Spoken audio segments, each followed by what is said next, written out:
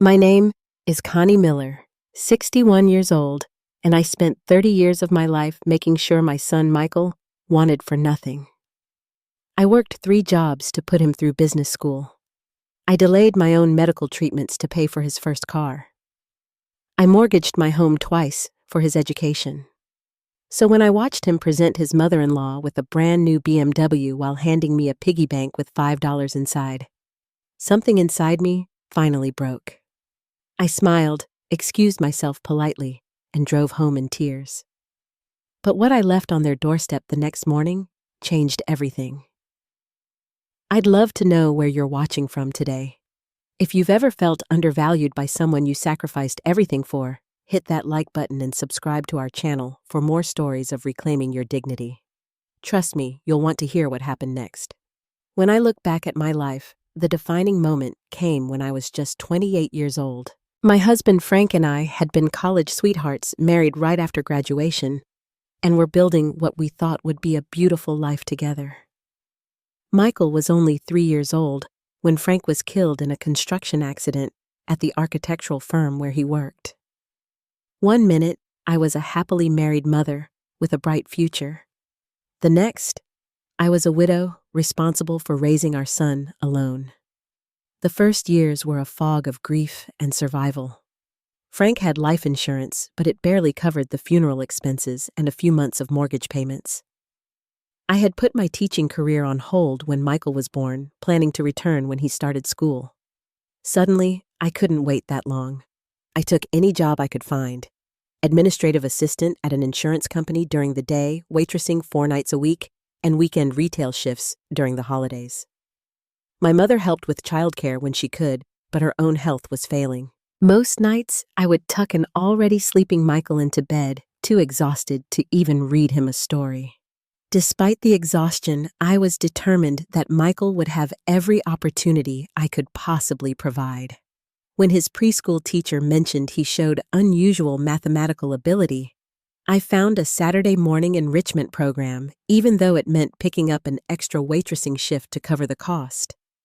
When he wanted to play Little League, I somehow found the energy to be at every game, often rushing from work still in my office clothes, keeping score from the bleachers while answering work emails.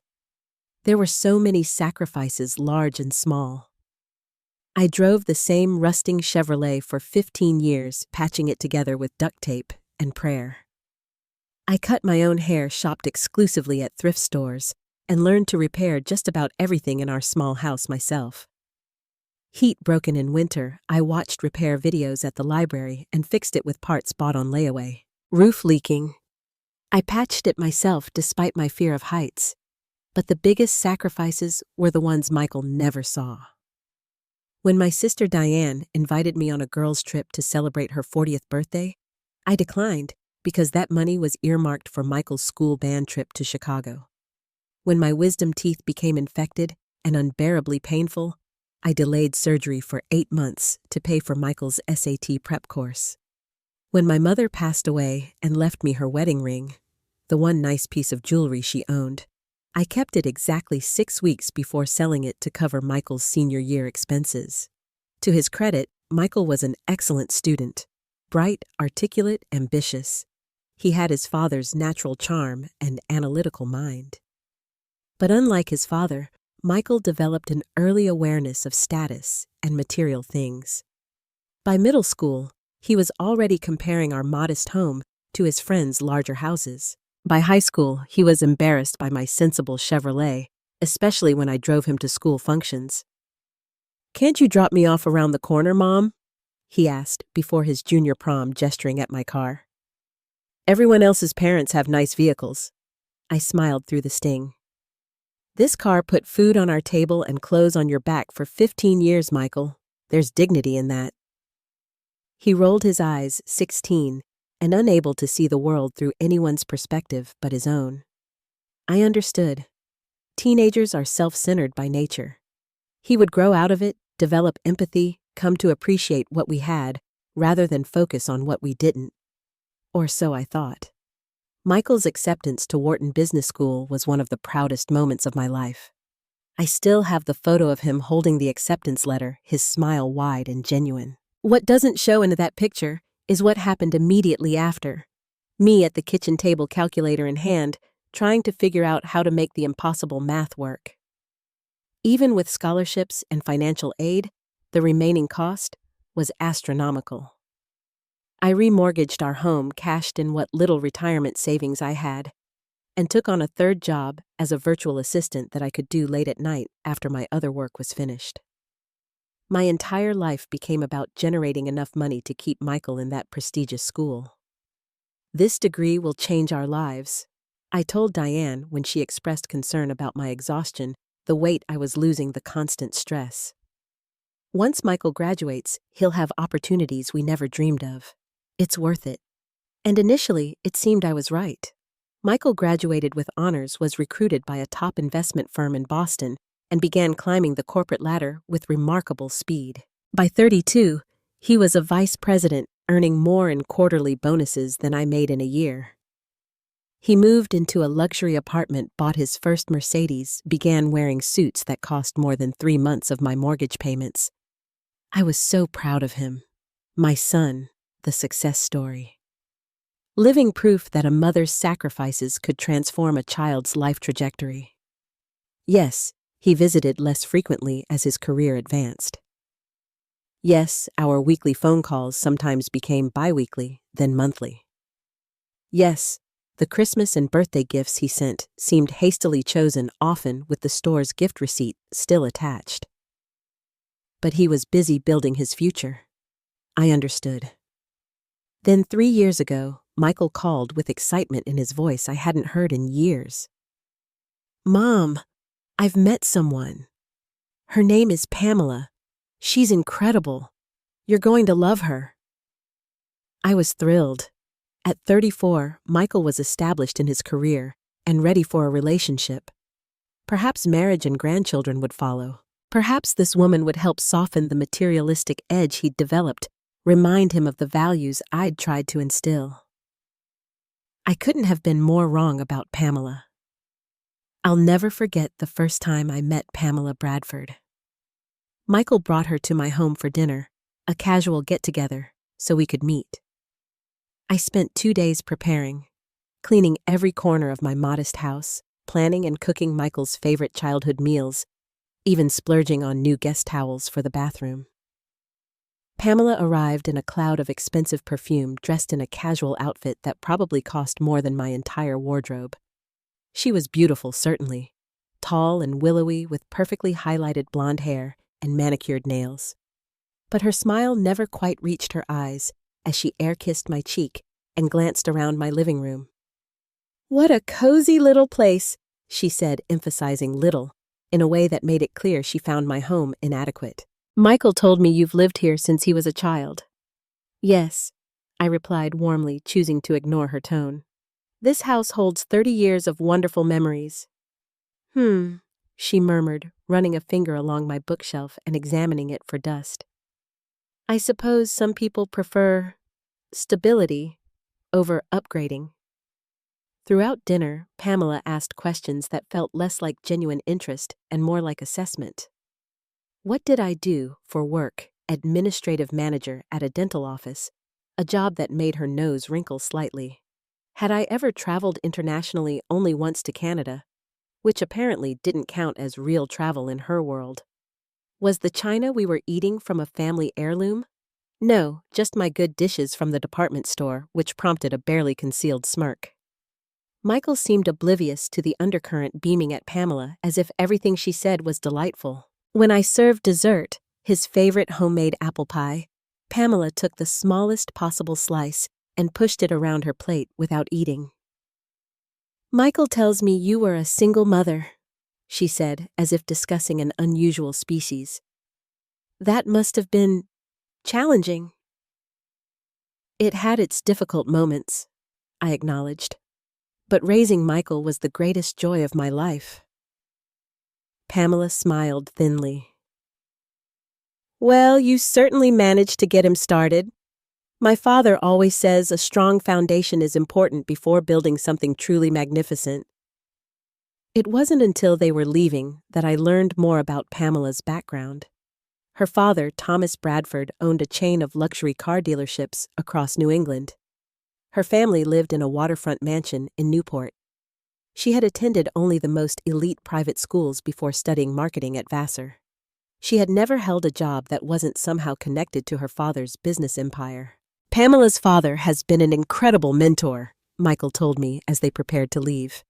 He's showing me investment opportunities I never would have had access to otherwise. The engagement came just 4 months later. The wedding planning began immediately, an elaborate affair that would showcase the Bradford family's wealth and connections. When I tentatively asked how I might help, Pamela laughed as if I'd told an amusing joke. "Oh, Connie, that's sweet, but we've already hired the top wedding planner in Boston. Perhaps you could help with the rehearsal dinner." Even that modest role was gradually taken from me. The rehearsal dinner was moved from the local restaurant I'd suggested to an exclusive club where the Bradfords were members. The guest list expanded from intimate family to include dozens of business associates. The estimated cost ballooned to more than my annual salary. "Mom," Michael said when I expressed concern about my ability to contribute financially, "the Bradfords want to handle it. It's easier this way." Easier for everyone except me, who was being systematically sidelined from my only son's wedding. When the big day arrived, I wore my finest dress, a navy blue sheath I'd had for several years but had carefully maintained. Pamela's mother, Barbara, took one look at me in the bridal suite and whispered loudly to her sister, "I thought we told everyone the dress code. Some people just don't understand these events." At the reception, I found myself seated at a table far from the wedding party with distant Bradford connections who talked around me rather than to me. When Michael and Pamela stopped briefly at my table, Pamela glanced at my half-empty plate and said, "The chicken was the more economical option. You made a practical choice as always." Barbara Bradford became a constant presence in Michael and Pamela's life after the wedding. She was everything I wasn't. Wealthy, socially connected, versed in the luxury lifestyle Michael now inhabited. She took Pamela shopping at exclusive boutiques, arranged dinner reservations at restaurants with month-long waiting lists, and never failed to mention the latest European vacation she was planning. When Michael and Pamela bought their first home together, a sprawling colonial in an exclusive suburb, Barbara was consulted on every decorating decision. My offer to help paint the guest room was politely declined. "We're using a specialist who does custom finishes," Michael explained. "Barbara knows him personally." Family gatherings became exercises in subtle humiliation. Barbara would comment on my clothing. "That's a versatile blouse, Connie. You can wear it anywhere." My career. "How admirable that you've stayed in the same job all these years. And even my appearance. There are such wonderful creams available now for those age spots." All delivered with a smile that dared me to object. Pamela took her cues from her mother, becoming increasingly dismissive of my role in Michael's life. When I brought my signature apple pie to their housewarming, she placed it in the kitchen, away from the professional dessert spread. When I mentioned a childhood story about Michael, she would interrupt with, "That was the old Michael. He's evolved so much since then." My son, it seemed, was being remade in the Bradford image, his humble origins an embarrassing footnote rather than the foundation of his character, and Michael, eager to cement his place in their world, allowed it. I tried maintaining our connection through regular calls, thoughtful homemade gifts, and offers to help with their busy lives. Most calls went to voicemail. The hand-knit scarf I made Michael for his birthday was never worn. My offers to help with dinner parties or gardening were politely declined. Gradually, the invitations to their home became less frequent. Sunday dinners became monthly brunches, became occasional holiday appearances. I was becoming an obligation rather than a welcomed presence in my son's life. Still, I persisted. I sent cards for every occasion. I kept Michael's favorite childhood foods stocked in case he visited. I spoke only positively about Pamela and her family, swallowing my hurt for the sake of peace. After all, this was my only child. What other choice did I have? Then came the Christmas that changed everything. The invitation arrived just 3 days before Christmas. A text message from Michael rather than a proper card or call. Christmas Eve dinner at our house 5 p.m. Business casual dress. No need to bring anything. No dear mom, or even my name. No hope you can make it. Just information delivered as if to an acquaintance rather than his mother. Still, I was genuinely excited at the prospect of spending the holiday with my son. It had been almost 2 months since I'd seen him in person. I spent Christmas Eve morning baking, despite the instruction not to bring anything. Michael had always loved my homemade gingerbread cookies. Surely those would be welcome. I carefully selected gifts within my budget, a leather-bound journal for Michael he'd always enjoyed writing as a boy, and for Pamela, a delicate silver bracelet I'd found at a local artisan shop. I wrapped them beautifully using the special paper and ribbons I saved for important occasions. When I arrived at their sprawling colonial home, the circular driveway was filled with luxury vehicles, Mercedes Range Rovers, even a Bentley. I parked my 7-year-old Toyota at the very end, suddenly self-conscious about its modest appearance. Before I could gather my packages from the passenger seat, a valet appeared. "I can park that for you, ma'am," he said politely. "There's valet parking for a family Christmas dinner," I asked, surprised. He nodded. "The Bradfords always use our service for their events." The Bradfords, not Michael and Pamela. The Bradfords. It was a subtle distinction that spoke volumes. The house was transformed into something from a luxury magazine spread. Professional decorations adorned every surface, no homemade ornaments or sentimental touches. A bartender served champagne from behind a temporary bar in the foyer. Servers circulated with trays of hors d'oeuvres. A photographer discreetly captured candid moments. And the guests, at least 30 people milled about, all impeccably dressed in designer clothing, most unfamiliar to me. I spotted Barbara Bradford holding court near the massive Christmas tree draped in what appeared to be real diamonds. Michael spotted me and came over kissing my cheek briefly. "Mom, glad you could make it. You remember Pamela's parents, of course." Thomas Bradford nodded politely while Barbara gave me a quick air kiss. "Connie, that's a festive sweater," she said, eyeing my red cardigan with subtle snowflake embroidery, my nicest holiday attire. "Thank you," I replied. "And your home looks beautiful, Michael. So festive." "Actually," Pamela interjected, appearing beside him, "we used Mom's decorator. Barbara has the most amazing taste." I offered the container of homemade cookies. "I brought these for dessert, Michael's favorite gingerbread." Pamela took the container with her fingertips as if it might contaminate her. "How nostalgic. We have a dessert bar from Maison Laurent, but perhaps the staff might enjoy these in the kitchen." The container disappeared with a passing server before I could respond.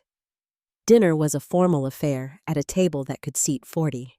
Place cards positioned me between Pamela's great-uncle and a business associate of Thomas Bradford's, both of whom largely ignored me in favor of conversations across the table. Michael was seated at the far end, with the Bradfords occasionally glancing my way, but never coming over. After an elaborate 5-course meal, everyone moved to the great room for gift exchanges. This, I discovered, was apparently the main event of the evening. Lavish packages were stacked everywhere, most wrapped in matching paper with professional bows. Barbara went first, opening a series of expensive gifts from various guests. Designer handbags, jewelry spa vouchers. She exclaimed over each with practiced delight. Thomas received equally extravagant items, golf clubs, rare whiskey custom cufflinks. Then came the big moment. Michael stood and asked for everyone's attention. "I have a special gift for someone who has been incredibly important in my journey to success," he announced. "Someone who has guided me, supported me, and always believed in my potential." My heart warmed. Perhaps he was going to publicly acknowledge all we'd been through together. "Barbara," he continued, turning to his mother-in-law, "you and Thomas have welcomed me into your family and shown me what true success looks like. You've been the mother figure I needed in this new chapter of my life." Mother figure, I sat frozen as Michael handed Barbara an envelope.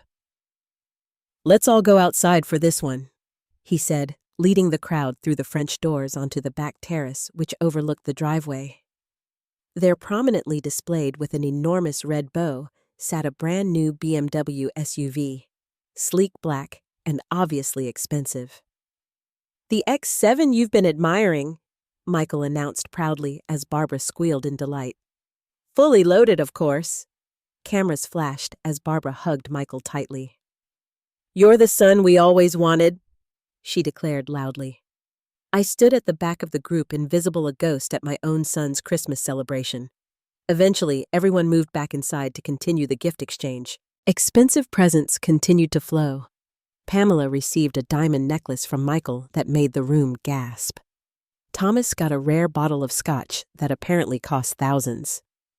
Finally, almost as an afterthought, Michael approached with a small, hastily wrapped package.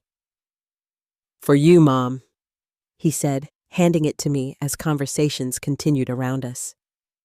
No announcement, no pause in the festivities. The paper came away to reveal a child's piggy bank, pink plastic with a removable nose that contained a $5 bill. "So you can start saving, Mom," Michael said with a chuckle that several nearby guests echoed. "You've always been bad with money. Maybe this will help you build some financial security." Bad with money. The words echoed in my mind as I stared at the insulting gift. Bad with money? I, who had managed to raise him alone on a secretary's salary, put him through college, keep our home despite medical bills and emergencies. I, who had denied myself even the smallest luxuries to ensure he had everything he needed. Barbara Bradford's laugh cut through my shock. "Oh, Michael, you're too much, but he has a point, Connie. It's never too late to learn financial responsibility." The room seemed to spin around me. In that moment, I saw with painful clarity what my son had become, and what I had become in his eyes. A punchline, an embarrassment. Someone who had served her purpose and could now be mocked for the very sacrifices that had built his success. I carefully placed the piggy bank back in its box and managed a small smile. "Thank you, Michael. If you'll excuse me, I need to use the restroom." In the pristine guest bathroom, I splashed cold water on my face and stared at my reflection.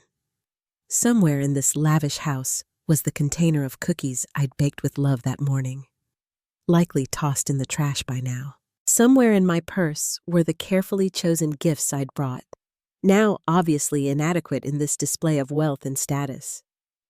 When I emerged, I quietly collected my coat and purse.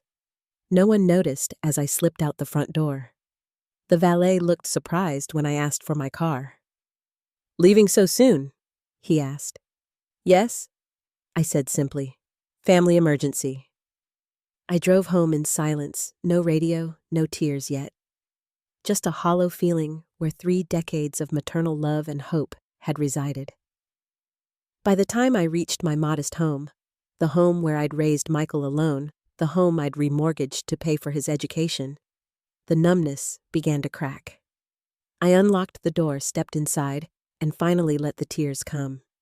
That night, as most families were celebrating together, I sat alone in my quiet house, Christmas tree lights blinking in the darkness.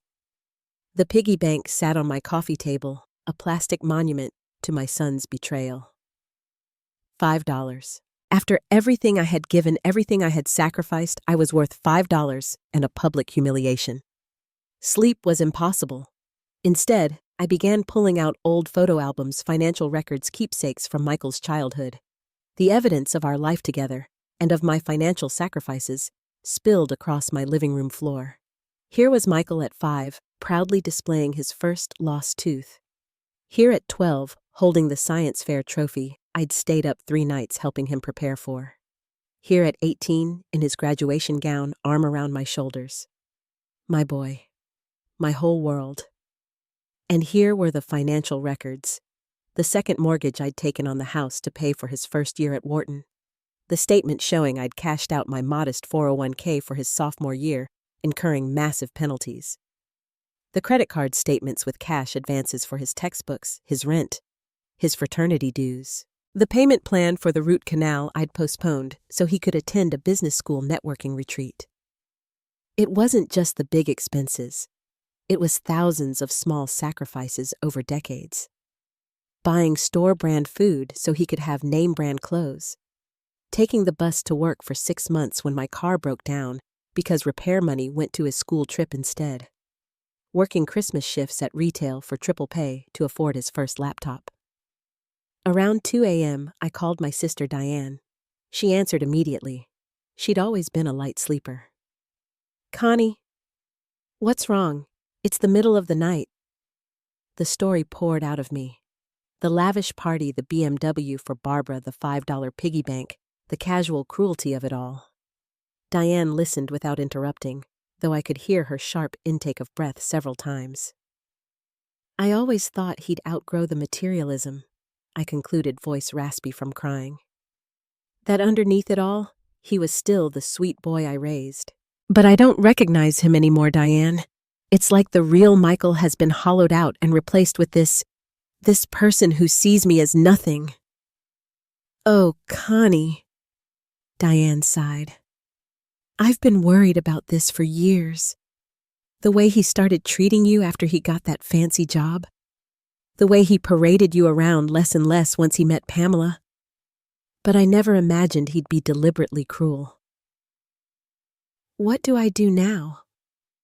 I asked the question that had been circling my mind for hours. "What do you want to do?" I considered this carefully.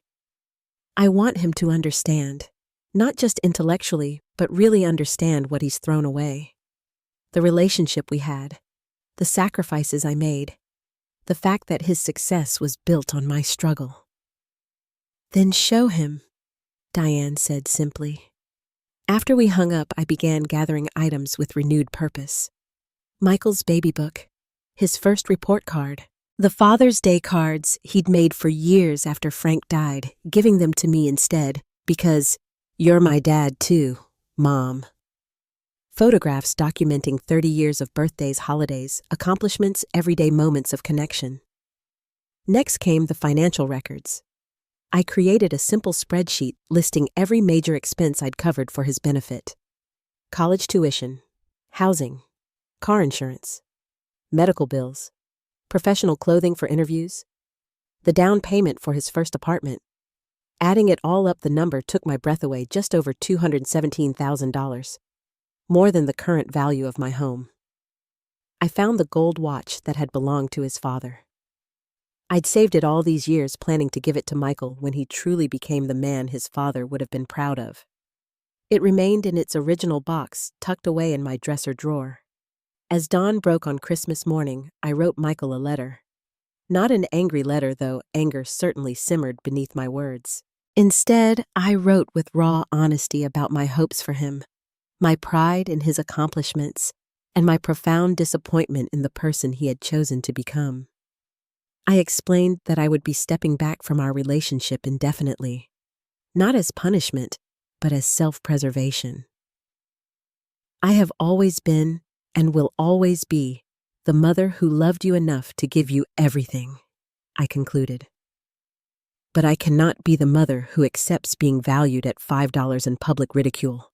When you're ready to see me, really see me, for who I am and what I've contributed to your life, I'll be here.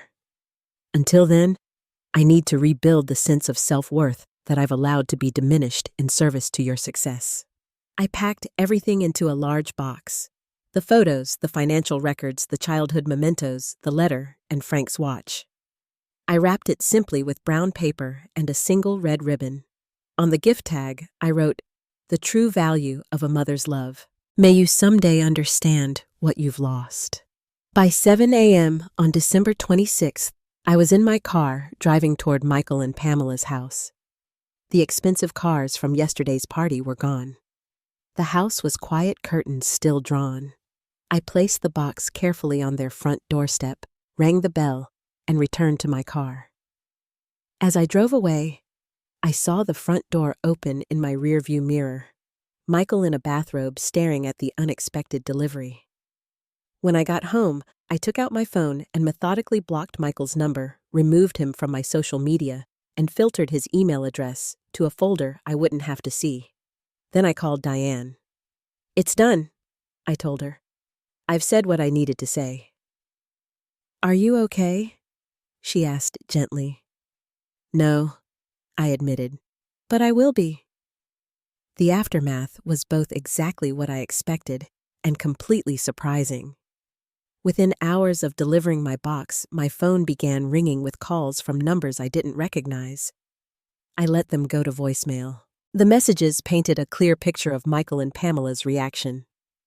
"Connie, this is Barbara Bradford. Your dramatic display this morning was completely inappropriate and has upset Pamela terribly. Michael was only trying to make a lighthearted joke with that gift. Your lack of humor is disturbing." "Mrs. Miller, this is Thomas Bradford. I'm calling regarding the package you left. Michael is quite distraught. Perhaps we could discuss this like adults rather than resorting to emotional gestures." There were texts from Pamela's sisters, cousins, even friends I'd met only briefly at the wedding, all with the same message: I was overreacting. I was ungrateful. I was embarrassing Michael. I should apologize immediately. Notably absent was any message from Michael himself, at least on that first day. Diane came over that evening bringing dinner and much-needed emotional support. My oldest friend Martha joined us, creating a small circle of women who had known me, really known me, throughout my years of single motherhood. "They're closing ranks around him," I explained, showing them some of the messages. "Making me the villain." "Of course they are," Martha said firmly. "You've disrupted their comfortable narrative. In their story, Michael is the self-made success who graciously allows his simple mother to occasionally bask in his glory. You're supposed to be grateful for the crumbs from their table." "The $5 was deliberate," Diane added. "Not just thoughtless, but intentionally humiliating. They wanted you to know your place." "The question is," Martha said, pouring more wine, "what happens now? Will you hold firm when Michael eventually reaches out?" "If he reaches out," I corrected. "And yes, I think I will. For the first time in 30 years, I'm putting myself first. It feels terrible and liberating all at once." Days passed, then weeks, and January arrived with bitter cold and no word directly from Michael, though the flying monkeys of the Bradford clan continued their campaign of guilt and manipulation. I held firm, not responding to any of them. I returned to work after the holiday break, finding comfort in the routine of the dental office where I'd been office manager for 15 years. My colleagues noticed my subdued mood but respectfully didn't pry. Only Jean, the receptionist who'd become a close friend, knew the full story. "You deserve so much better," she said during our lunch break. "And you know what? You're going to build it. A life that's about you, not just about being Michael's mother." She was right, though the path forward wasn't immediately clear. I'd spent 3 decades defining myself primarily through motherhood. Who was I now? Answering that question became my focus as January turned to February. I joined a support group for parents estranged from adult children, finding solace in the stories of others who understood this particular pain. I started therapy, exploring how I'd allowed my sense of self-worth to become so entangled with my son's approval. I began considering changes I'd put off for years, renovating my small home, exploring new hobbies, even dating again, after decades of singlehood. One major decision crystallized: I would sell my house. Every corner held memories of raising Michael, both sweet and now painfully bittersweet. The second mortgage I'd taken for his education meant I had limited equity, but enough to buy something smaller perhaps, in a community closer to Diane. I called a realtor and began the process of preparing my home for sale. Sorting through 30 years of accumulated memories was both practical work and emotional labor. Each item connected to Michael required a decision: keep, discard, store. It was exhausting, but also unexpectedly freeing. 6 weeks after Christmas, the doorbell rang on a Sunday afternoon. When I opened it, I found myself face to face with an older man in an expensive overcoat. It took a moment to place him: Thomas Bradford, Pamela's father. My first instinct was to close the door. This man was part of the family that had enabled and encouraged Michael's worst tendencies.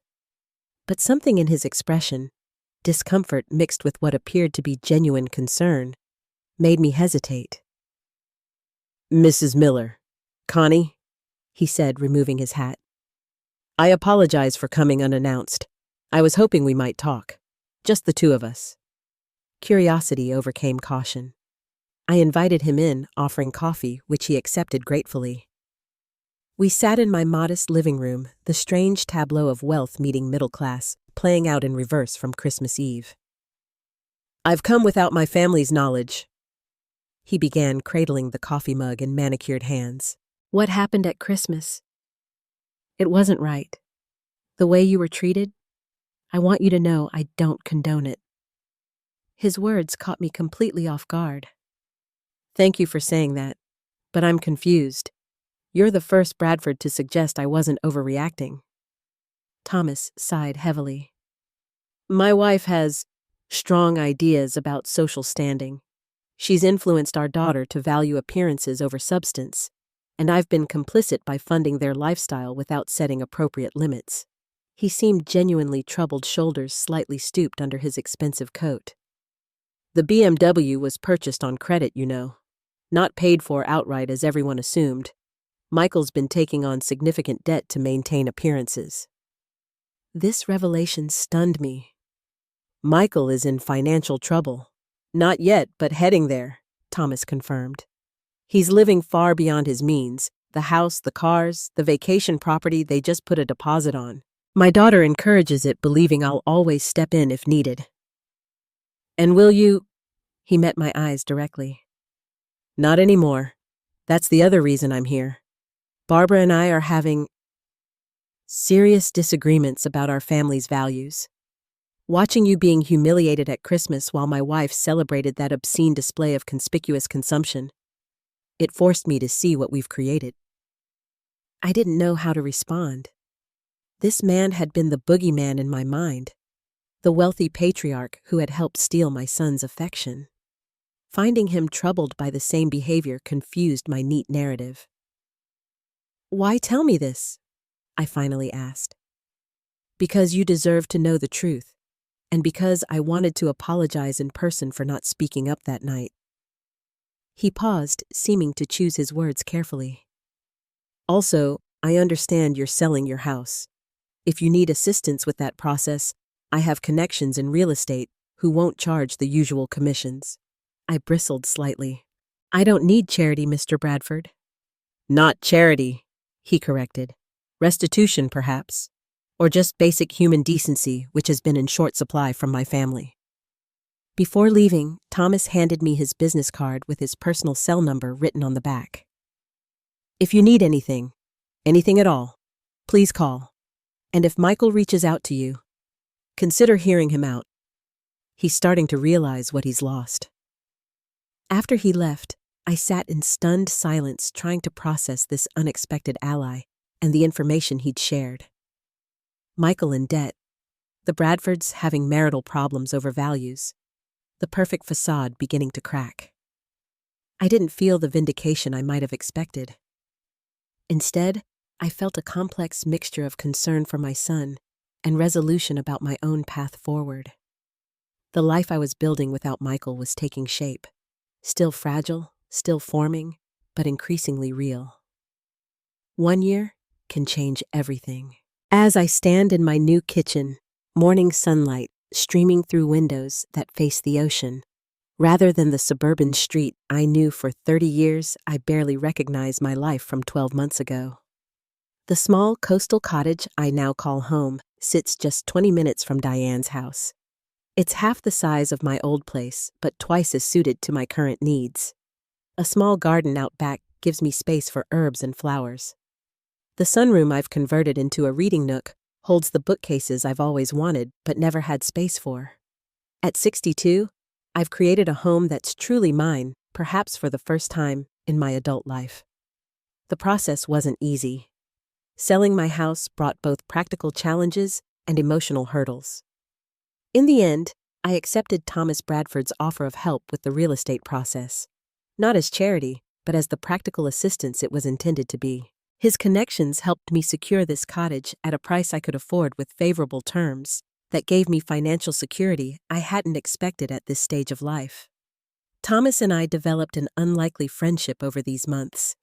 He separated from Barbara in April, moving into a modest condo and stepping back from the family business. Like me, he was re-examining his life and values after decades of following a path that no longer served him. "We enable our children's worst tendencies out of misplaced love," he told me during one of our occasional lunches. "You by sacrificing everything for Michael, me by funding Pamela's lifestyle without requiring responsibility. Different approaches, same mistake." My relationship with work changed too. After 15 years at the dental practice, I reduced my hours to part-time, using my newfound time to volunteer at a literacy program for adults and join a writing group at the local library. The novel I've been outlining, about a woman who reinvents herself in her 60s, is slowly taking shape. Whether anyone ever reads it besides me doesn't matter. The joy is in the creation.